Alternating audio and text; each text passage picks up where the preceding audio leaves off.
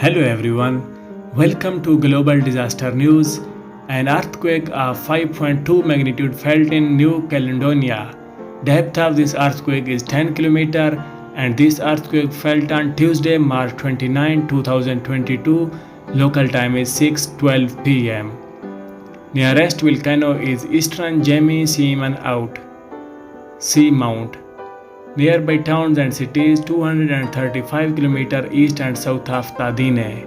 Weather at epicenter at time of quake: moderate rain, 26.8 degrees centigrade, 80 Fahrenheit, humidity is 76% and wind is 7 meters per second from east. Primary data source is United States Geological Survey. Estimated release energy from this quake is 1.11 gigawatt hours, which is equivalent to 951 tons.